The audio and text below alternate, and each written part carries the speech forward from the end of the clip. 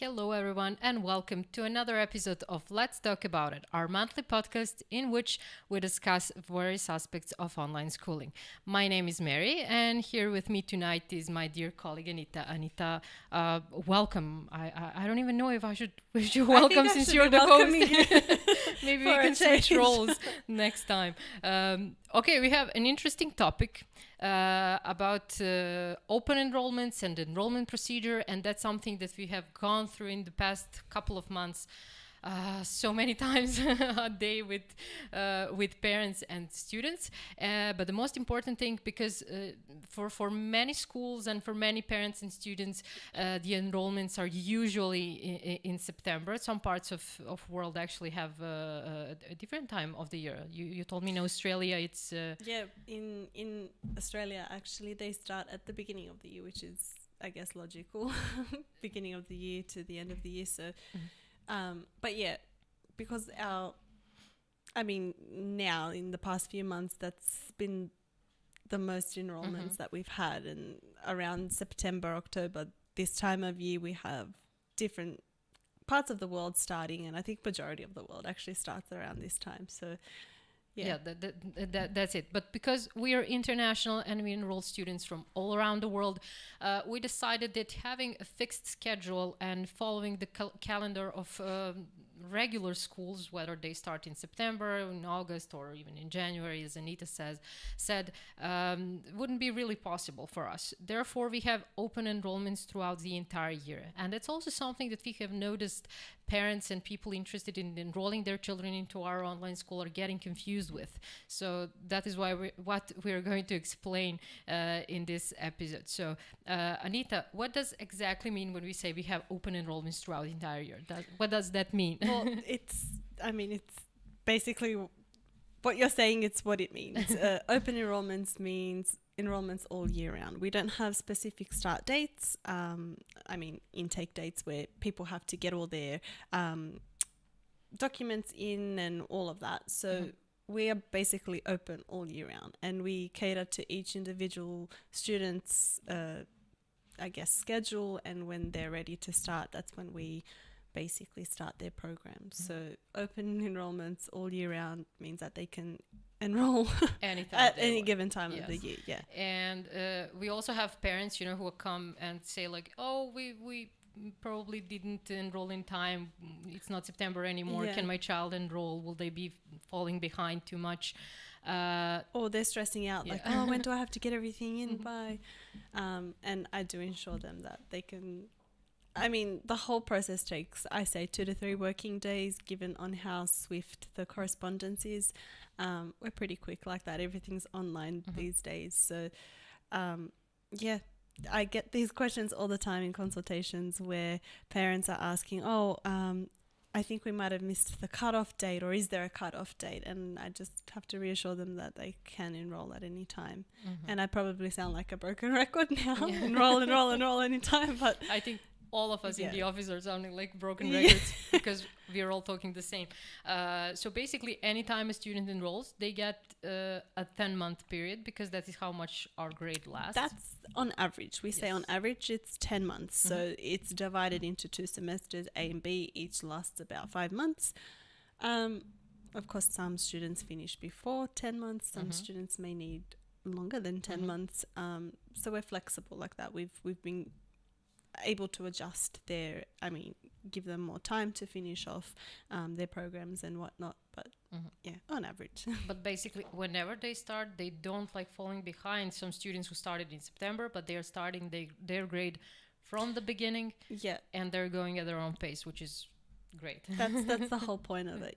And even in when they ask about classes, they ask, oh, well, if my child is starting now and they're in a class with students that have started 2 months ago or 3 months ago, it doesn't really matter. The whole aspect of the classes is for them to interact and help each other out. And we had a class today actually where one of the students opened up their platform, shared their screen, and we were doing a lesson from their platform, and some of the other students were like, oh, I know this, we did this last week or something like that. So that student was the teacher today. So she was in control of it. And Everyone, I mean, the other students were able to help out and whatnot. So it doesn't really make a difference if someone is enrolling a week or a month after another group of students. They're all there for that socializing and to help each other out and just have that little community, I guess, amongst themselves. But that's really sweet. I mean, them helping each other, you know, with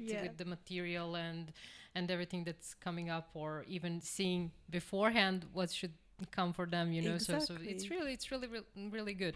And I actually like that opportunity that we give to parents and students, because sometimes you literally see and feel relief in their voices and on their faces when they realize that their child is not late for anything. Absolutely. But they're on time. Absolutely. Actually. So that's one thing. Can you tell me, you mentioned that our enrollment process is pretty fast, and that's something we take a lot of pride of, because we don't bother people with some unnecessary documentation. Absolutely. There are certain documents that need to be exchanged, signed, and etc. We are going to talk about it, but what are the documents that parents need to give us to apply, or a student if they are applying for themselves? Yeah, so we ask for 3 upon the initial email. We ask for 3 very important documents.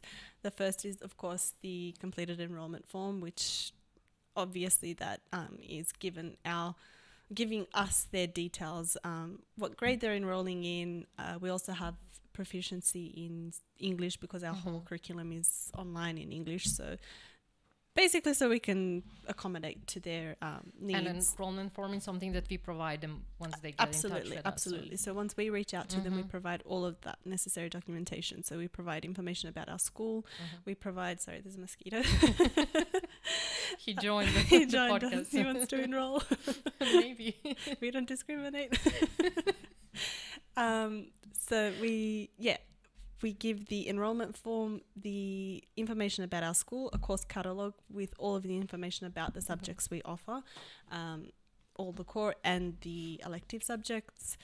So we send that off just so that they're informed about everything before they make a decision.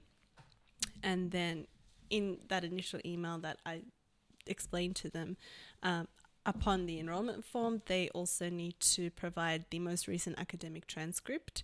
Now, we've had cases where some students are coming from homeschooling, where they don't have any academic transcripts, in which we have an alternative for that.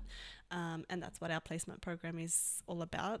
It gives students an opportunity to progress onto that appropriate grade level, but also it allows us to not test their knowledge, but just to see at what level they're at, just so we're not putting them behind or forward. Too much advanced. Exactly, yeah, exactly. They might have trouble. Exactly.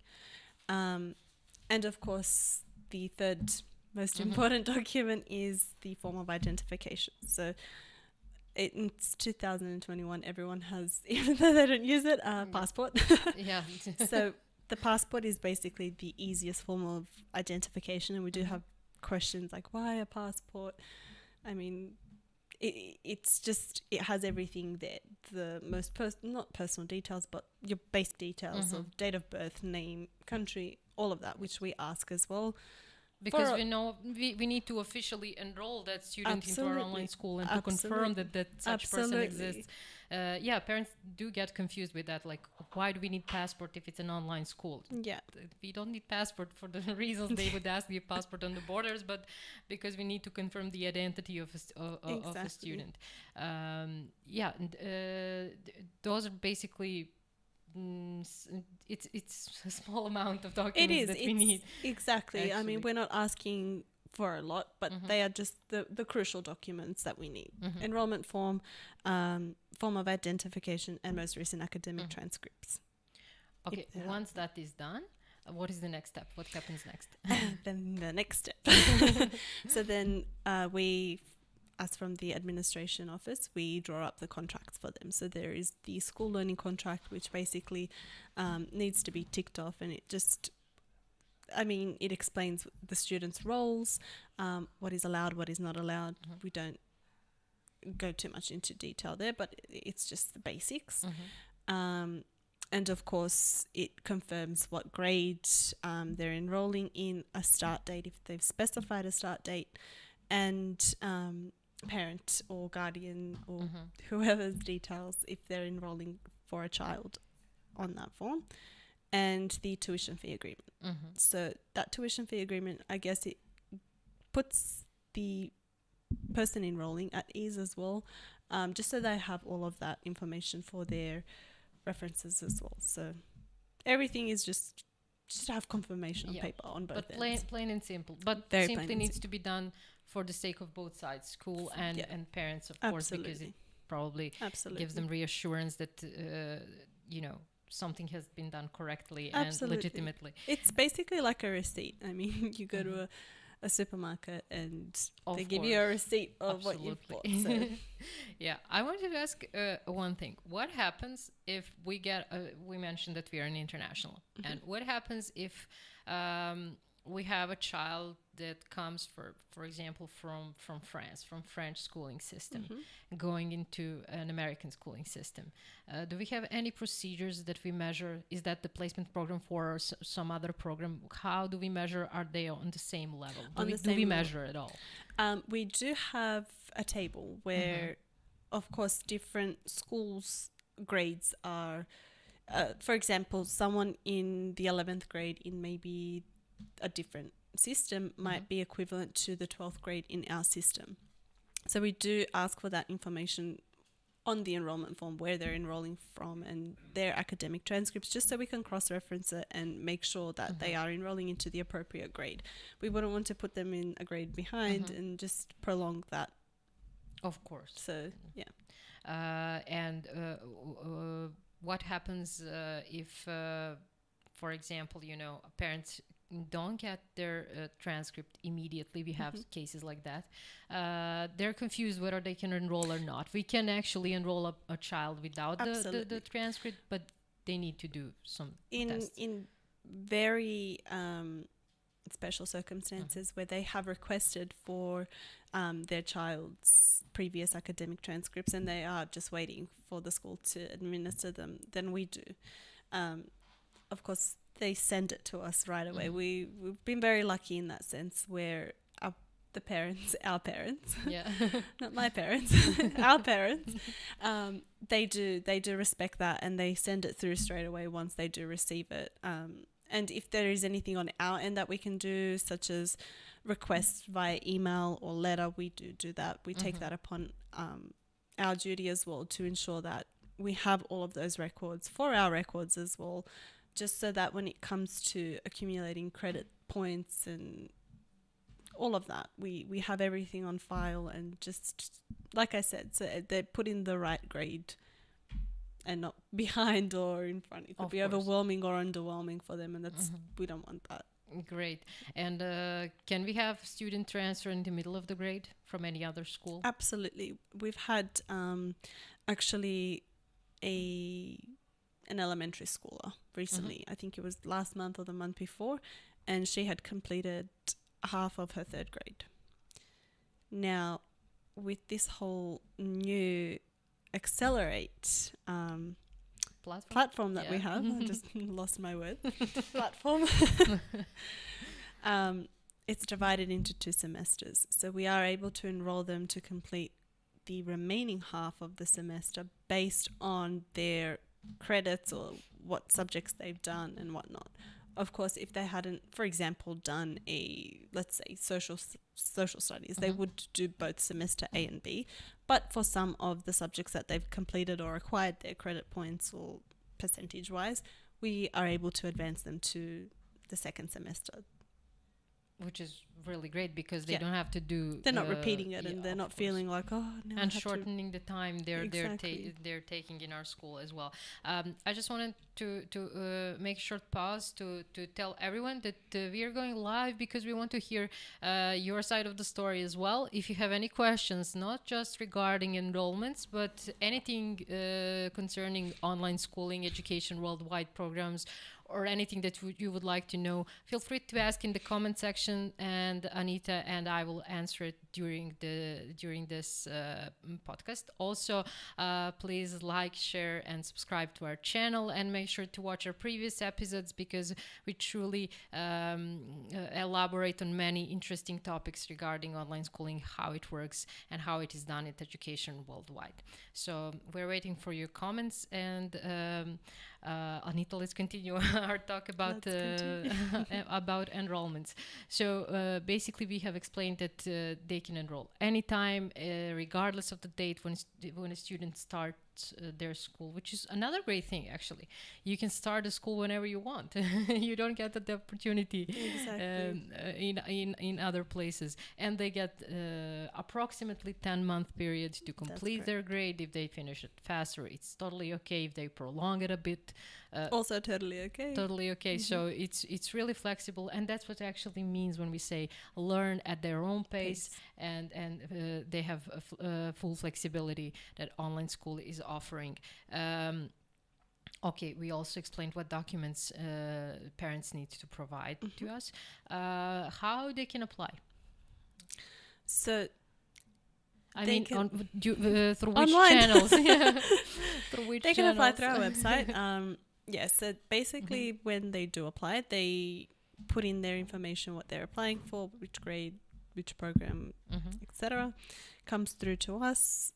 We send them an email directly. So they're not waiting like for the system to now process key information. They're speaking to someone, a friendly face that they're probably sick of seeing every month on this podcast. But yes, but you're probably the person who is the most recognized in our online school. I can count how many times you've been told, "Oh, we've seen you on podcast." I feel like a celebrity. Celebrity consultant. Yeah, why not? Why not? But yeah, so then it would come through from our website directly to one of us from the consultants team. We liaise with them directly. They set up a consultation. We have a little chat. We sometimes go off tangent, but we get the work done. They get all the information that they need.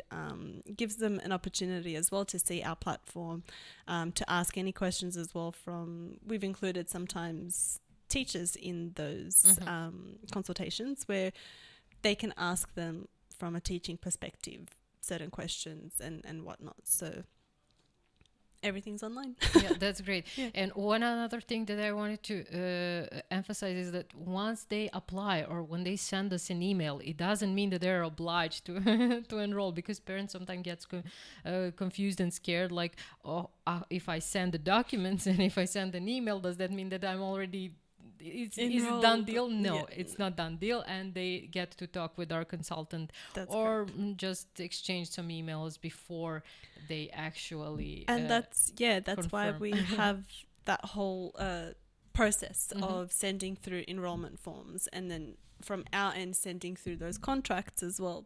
I mean, it sounds very contracts, but they're just those learning guidelines. Let's say guidelines, just so that they have that for their reference and for their records, basically. And that kind of gives that step-by-step process where even once they do send that, if the last minute they said, okay, well, we actually think that we might wait a little bit, it doesn't mean they're obliged to, even though they've sent through all that information. It's a step-by-step process. When after all of that's been sent through, that's when we issue an invoice, and until that is finalized, that's when we give out the student credentials, and from then on, that's when they start. Yeah, and also since in those contracts they have, as you have already said, step by step explain how online school works and some guidelines and stuff like that, it's really important, because during the consultation or the call, and even when you exchange emails, it's just exchanging so many information, so maybe they can't process it all At once, at yeah. once. So having them in one piece of digital paper is really good, so they can go through them in their own time and simply allow those information to settle in their brain and figure it out what it is, which is another really great thing, because we are trying to inform parents and students about every single aspect before they enroll, so they know exactly what are they getting into it. And now I sound like they're getting into something really scary. It's not. It's really fun and entertaining, actually. Okay, so can you tell me what are some of the most common questions that parents usually have during this process? Like, what is something that they usually ask, or they're concerned about, or something like that? Well, classes, how classes work, and if it's all online, if it's pre-recorded, if it's live, if that is what I've noticed in most recent consultations, is how classes work. And of course we do have our learning platform, which the whole curriculum is on, all of their lessons, exams, etc. It's all there. Learning materials, which is the most important thing. They do also ask a lot if they need to go out and buy textbooks or what learning resources they need. And like I said, it's a good opportunity during consultations for us to ensure them that everything is provided by us and everything is all included into that tuition fee. Of course, sometimes they do have to old school pen and paper and write something and submit it, which is also fun. But yeah, basically with the learning materials and resources and how classes function. So all of our classes are live, which we've explained in previous podcasts, which we have in our emails, in our student handbooks, all of that. Live classes, both group and individual, frequency of classes as well, and if it's pre-recorded. Nothing is pre-recorded for obvious reasons. Live classes are for interaction and to help one another. Anything that additional that maybe they want to speak about, they can always schedule the one-on-one classes with their assigned tutor and just discuss over there. Yeah, it's really convenient. Yeah. And we will have some of our tutors and teachers as guests in some episodes that are coming. So they're going to talk more about it, how online classes work and how students interact with tutors. So we're not going to step anymore into their I'm not going to step in their territory. Yeah, but it's interesting to say. I believe that people would love to hear it. Anyhow, when we come to the topic of tuition fee, we have a couple of packages for families, and we have different payment plans and payment options. Are parents familiar with all these options during the enrollment process and that consultation phase? Like how's that going? So even from the initial email, we do give all of the different packages, what the different packages include, the different payment options, and of course payment plans. So when I mean payment options is if they want to do PayPal or bank wire, we offer both. It's just whatever's more convenient for them. And payment plans is, of course, the different ways they want to pay that tuition fee. So, of course, I'll go over it again. We have the payment option 1, which is the full upfront payment with a 10% discount. Even if they're enrolling siblings and they do have a sibling discount, they get an additional 10% on that. So it's just we're throwing another discounts. Convenience. Yes. Everybody loves discounts. It's like the Black Friday sales. But all year round. Open enrollments, open sales. Then we have the second package, which is the set installments. And we have, of course, 3, 5, 10, up to 10. And sometimes they get confused, or not necessarily confused, but they want to know what the differences are. Basically, that tuition fee divided in how many installments. So if they want to divide it into 2, they can do that. If they want to divide it into 4, into 10, whatever amount. Is convenient. Yeah. But we say maximum 10 because it's a 10-month period on average. So that's our cutoff. And then there is the pay-as-you-go. And the pay-as-you-go is basically each month that they're enrolled. they pay. So if they're enrolled for 8 months, they're paying for 8 months. If they're enrolled for 12 months, they're paying for 12 months. Pay as you go is however long that they're enrolled in our school, they pay monthly. So 10% of what that tuition fee is. Yeah. And I usually love to say that pay as you go is a good option for parents who are not sure if their child will get. Or if it's like a temporary thing where Of course. schools have shut down, we still want our children to get an education. This may be just a temporary fix for now. We may decide to continue with online schooling, which is absolutely fine as well.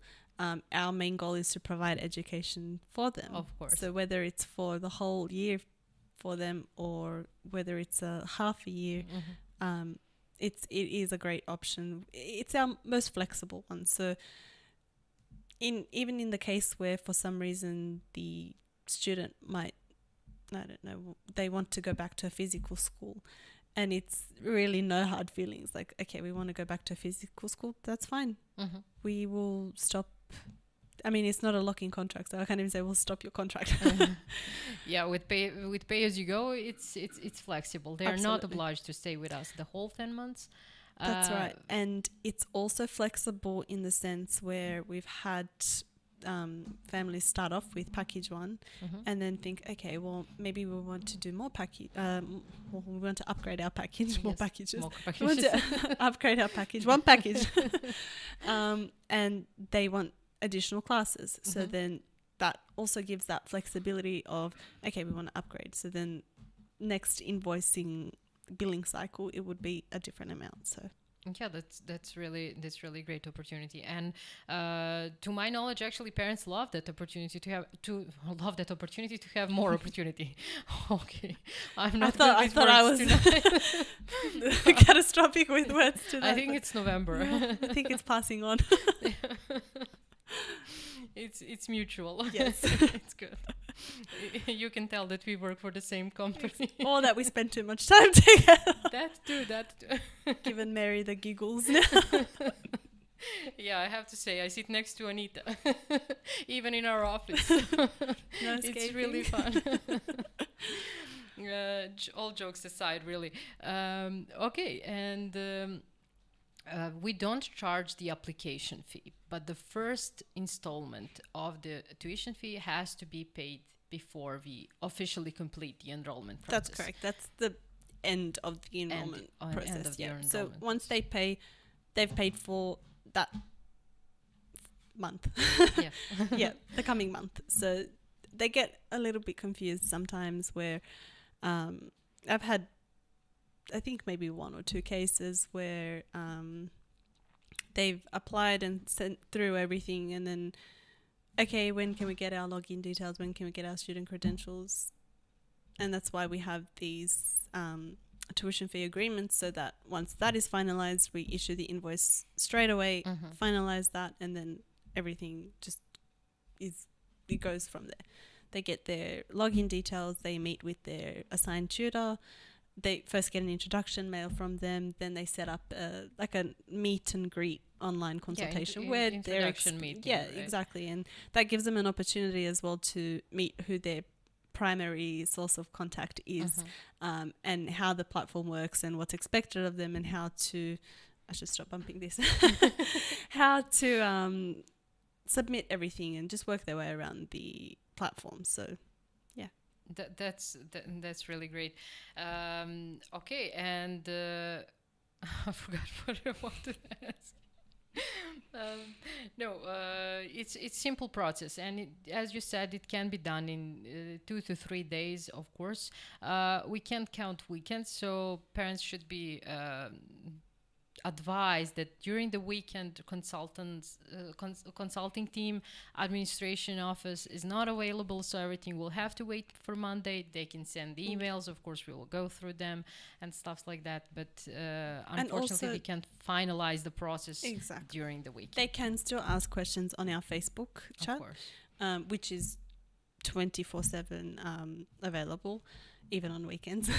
Yeah, the Facebook chat works on weekends. Yeah. But then, of course, if they're asking something specific to be sent or inquiring about a program, then they are told that first thing Monday morning, their consultant will reach out to them and just get in contact basically and finalize everything that needs to be done. And that's actually how it is.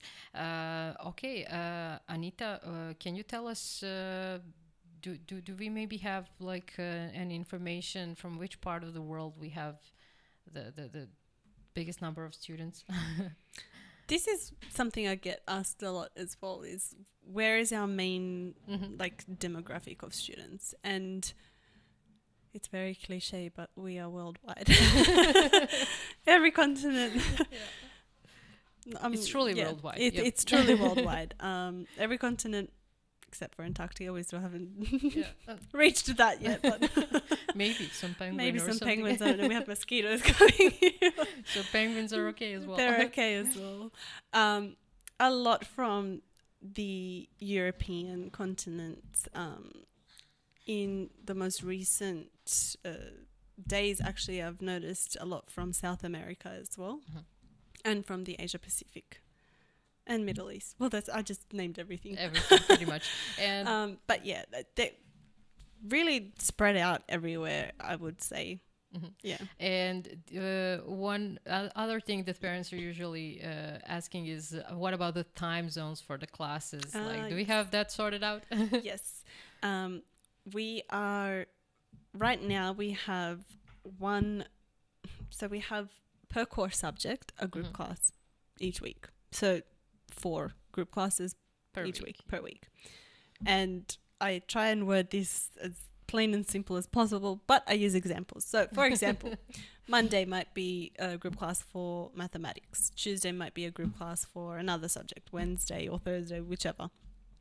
Right now, because we are based in Central European time zone, our tutors as well, they're based in that time. So the kind of middle ground for everything that would work well for all time zones is the times that we have now, which is 3 p.m. to 5 p.m. We are looking at implementing more classes. We're in the middle of finalizing that, which is another very recently asked question. And we do understand that a lot of students or potentially enrolling students have obligations. They're either sports students or they have other hobbies or something that they do, or sports that they do, not necessarily sports, but other things that they do, which is why they are looking for a flexible online school. So we try and cater to everyone. And when you think about it, it's like, okay, how are you going to cater to hundreds of students? We find a way somehow. We always find a way. We always find a way. It works somehow. So, yeah, we keep it at that time zone for now, but we are looking at implementing more and different ones so that if they can't make it to an afternoon class, maybe they can join a morning class or a midday class or something like that. Well, I hope that in our next podcast we can actually come with the concrete information about this, because that will be really, really great. Yeah. Having more classes, I know that students will love it. I know that parents will love it, and I know that the whole team is looking forward to just spacing it out, and also serving better to our students, and providing them with even better education. I remember what I wanted to ask you before. Can a family, for example, pay in advance? Let's say they want to enroll, they want to start, for example, in January, but can they finalize the entire? Absolutely. We've had that in many, many cases where they just want to get the whole process out of the way, clear their mind, and then say, okay, we want to start on this date. And I've had that, actually, I think it was in May or something. I've had a family pay for, they've finalized everything within 2 or 3 days, and it was literally a 2 or 3 day process. It was initial email, made a consultation the next day. We spoke.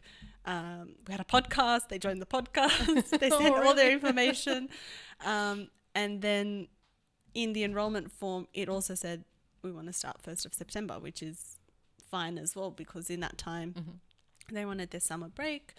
Just so that they can slowly get into the whole online schooling and prep themselves, have a little holiday basically before school starts. Who doesn't want that?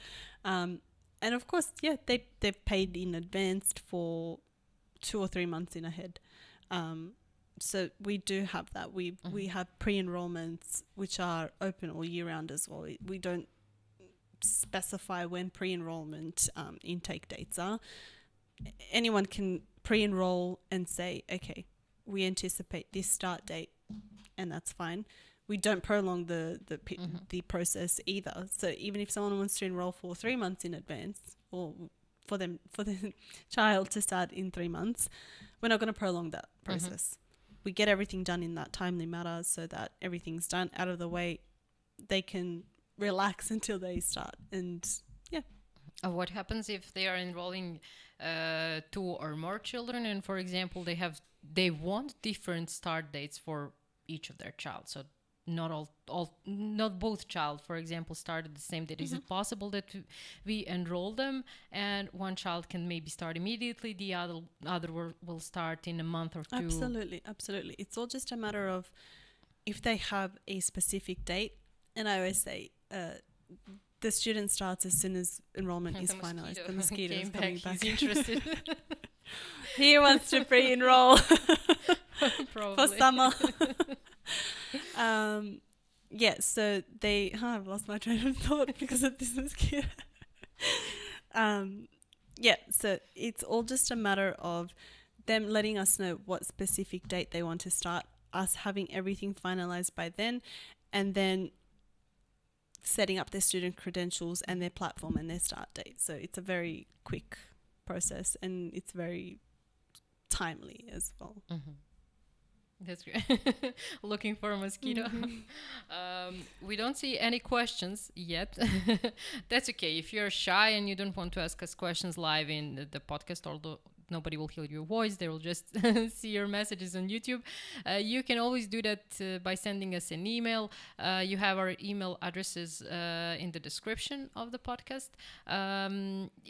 Anita, do we have to say anything else? I mean, do you want to add something about? I think that we covered pretty much everything regarding enrollments. I think, basically everything, like the key information we've covered. And of course, it's something that I tell our parents, your mum and my mum, have a coffee, our enrolling students, that basically the key information, the key documents that need to be sent, when they would like to start, if they are experiencing any issues with obtaining previous documents from previous schools and whatnot, just to let us know. But yeah, basically it's a very quick process, and it's open all year round. All year round, of course. And even if they have some doubts or concerns, they can always check with us and get a consultation or exchange some emails, get detailed information. Exactly. Call our office number. Well, the first step is actually you as parents making a first step and contacting us, whether it's through Facebook or Instagram chat, even via this YouTube comment section, our email addresses or a phone number. Everything is listed, as I mentioned, in the description of this video on our website. So just pick your favorite channel and you'll get in touch with our consultants or social media support team, who will give you short information and point you to further further steps, basically. That was it for this episode. See you next month. Anita, thank you for being my co-host. Always. Tonight. And thank to the mosquito who is shy and don't want to show up. Ran away now. Just when he's supposed to say goodbye and thank you. Yeah. Okay, that's it. Thank you for watching us. Like, share, and subscribe to our YouTube channel. Make sure to watch our previous podcasts, and see you next month. Bye.